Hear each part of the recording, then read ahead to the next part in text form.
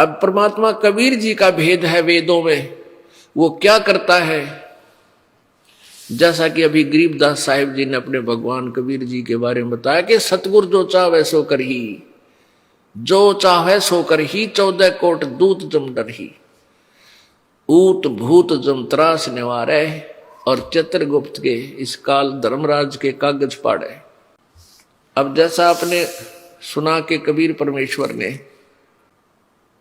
एक कमाल नाम का लड़का मुर्दा था, दरिया में बहता हुआ जा रहा था। शेख तकी जो सिकंदर लोधी राजा दिल्ली के बादशाह का धार्मिक गुरु था,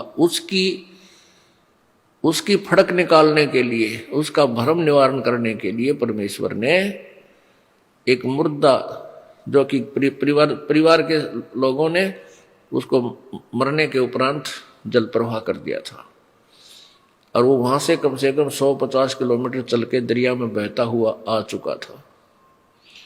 उसको जीवित किया, धर्मराज के दरबार से छुड़वा लाए वो परमात्मा। ऐसे ही एक शेख तकी जो धार्मिक पीर था सिकंदर लोधी राजा का, उसने आखिर में ये शर्त रख दी कि मैं कबीर को अल्लाह तब मानूंगा जब ये मेरी लड़की को जीवित कर दे जो कब्र में दबा रखी है। मृत्यु हो चुकी थी 12-13 वर्ष की कन्या की, और वो एक कब्र में दबा रखी थी। महीना सारा हो गया था, महीना 20 दिन हो गए थे। तब परमेश्वर ने कई हजार व्यक्तियों के सामने, राजा सिकंदर लोधी के सामने और पीर के सामने वो कब्र फड़वा के और कहा था, हे जीवात्मा जहां भी है, कबीर हुक्म से वापस आ, इस शरीर में प्रवेश कर बेटी बाहर आ। तुरंत ही वो लड़की जीवित होकर के परमात्मा के चरणों में दंडवत प्रणाम किया। बोलो सतगुरुदेव।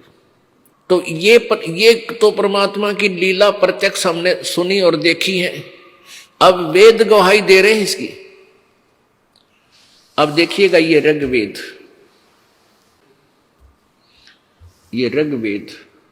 द्वितीय भाग बासा, इसका अनुवाद करता कौन है, ये कहां से प्राप्त छपया है, प्रिंटेड है।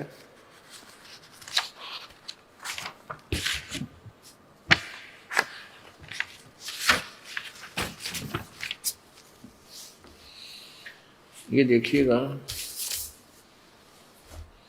प्रकाशक है पंडिता राकेश रानी,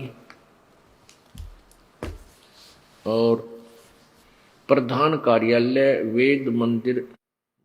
वेद मंदिर महात्मा वेद भिक्षु सेवा आश्रम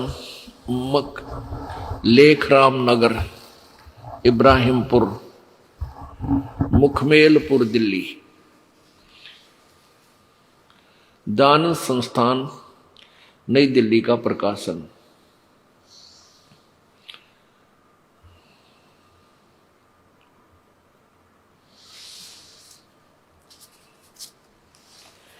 अब इसमें आपको दिखाते हैं ऋग्वेद मंडल नंबर 161 यानी 161, ऋग्वेद मंडल नंबर 10, सूक्त नंबर 161 और मंत्र नंबर 2।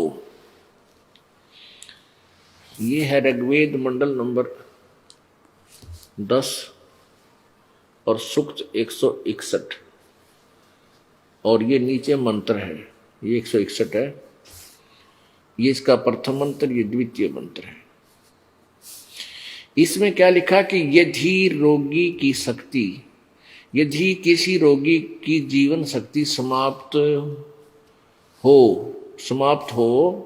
यदि वह सीमा से भी पार हो गया है, यदि वह मृत्यु के सन्निकट चला गया है, तो भी उसे मैं भारी कष्टप्रद रोग के पंजे से मुक्त कराऊं तथा उसे 100 वर्ष यानी 100 वर्ष के जीवन हेतु बल संपन्न करूं। यदि रोगी की जीवन शक्ति समाप्त हो रही हो और उसका रोग सीमा को पार कर गया है, तो भी परमात्मा उसे इस कष्टप्रद रोग से मुक्त कर 100 वर्ष का जीवन दे सकता है, 100 वर्ष का।